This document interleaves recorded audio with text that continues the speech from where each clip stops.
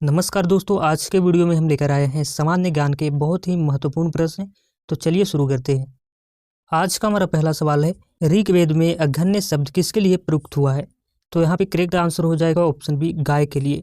ऋग्वेद सबसे प्राचीन वेद माना जाता है और ऋग्वेद में कुल 10 मंडल हैं, याद रखिएगा। और इसमें 1028 सूक्तियाँ हैं और जो गायत्री मंत्र हमारा है ऋग्वेद के तीसरे मंडल से लिया गया है। और यहाँ पे याद रखिएगा ऋग्वेद में सबसे ज़्यादा स्तुतियाँ इंद्र की हैं। ठीक है, चलिए अगला क्वेश्चन। भारत का कौन सा राज्य 3 जैवमंडल बायोस्फीरिक रिजर्व वाला राज्य है? तो यहाँ पे करेक्ट आंसर हो जाएगा ऑप्शन बी, तमिलनाडु। भारत का पहला बायोस्फीरिक रिजर्व नीलगिरी, जिसकी स्थापना 1986 में हुआ था। और नीलगिरी जो है दोस्तों, यह 3 राज्यों जैसे तमिलनाडु, केरल और कर्नाटक में फैला हुआ है। बायोस्फीरिक रिजर्व का उद्देश्य क्या होता है? तो यह जैव विविधता का संरक्षण करता है, याद रखिएगा। यह प्रश्न एसएससी और रेलवे में बार बार पूछा जाता है। चलिए अगला क्वेश्चन। संविधान सभा द्वारा अंतिम रूप से संविधान कब स्वीकार किया गया था? तो यहाँ पे करेक्ट आंसर हो जाएगा ऑप्शन डी, 9 दिसंबर 1946 को। संविधान 26 नवंबर 1950 से लागू हुआ था। और संविधान सभा की पहली बैठक कब हुई थी? तो याद रखिएगा 9 दिसंबर 1946 को। और संविधान बनाने में लगभग 2 वर्ष 11 माह 18 दिन लगे थे।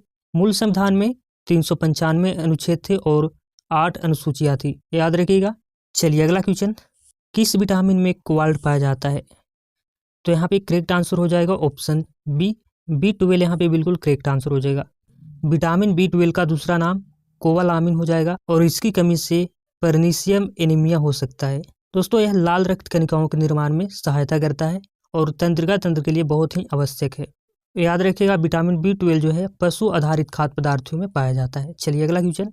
पृथ्वीराज रासो की मूल भाषा क्या मानी जाती है? तो यहाँ पे करेक्ट आंसर होगा ऑप्शन डी, अपभ्रंश यहाँ पे बिल्कुल करेक्ट आंसर हो जाएगा। और इसके रचयिता चंद्रवर दाई माने जाते हैं। इसका विषय पृथ्वीराज चौहान जीवन पर है।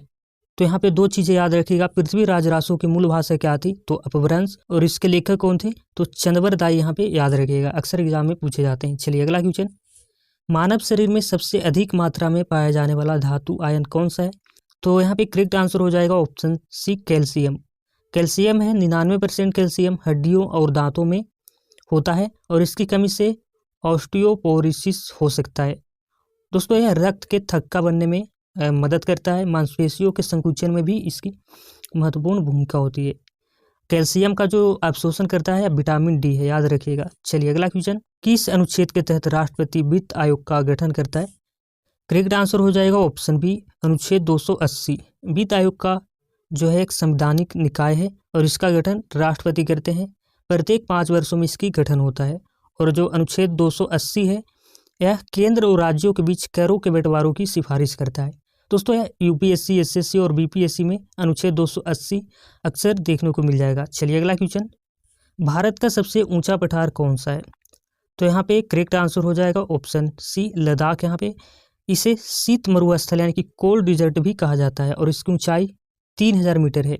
और दोस्तों, यह तिब्बती पठार तक इसका विस्तार माना जाता है और यहाँ वर्षा बहुत कम होती है। चलिए अगला क्वेश्चन। चरक संहिता मुख्यतः किससे संबंधित है? चरक संहिता मुख्यतः किससे संबंधित है? तो करेक्ट आंसर हो जाएगा ऑप्शन बी, आयुर्वेद चिकित्सा। यहाँ पे बिल्कुल करेक्ट आंसर होगा। चरक को आयुर्वेद का महान आचार्य माना जाता है और इसमें रोगों और औषधियों का विस्तृत वर्णन किया गया है। चलिए अगला क्वेश्चन। निम्न में से कौन सा तत्व द्रव अवस्था में पाया जाता है? तो यहाँ पे करेक्ट आंसर हो जाएगा ऑप्शन ए, ब्रोमीन। बिल्कुल करेक्ट आंसर होगा। ब्रोमीन जो है सामान्य तापमान पर द्रव अवस्था में रहने वाली एकमात्र अधातु है और इसका जो रासायनिक के सूत्र है Br है और इसका जो परमाणु संख्या है 35 है और यह हाइड्रोजन समूह का सदस्य है। याद रखिएगा यहाँ पे कमरे के ताप पर पारा जो है यह द्रव अवस्था में पाया जाता है। यह एक मात्र धातु है और ब्रोमीन जो है कमरे के ताप पर द्रव अवस्था में आ जाता है। यह एक मात्र अधातु है। ठीक है, याद रखिए।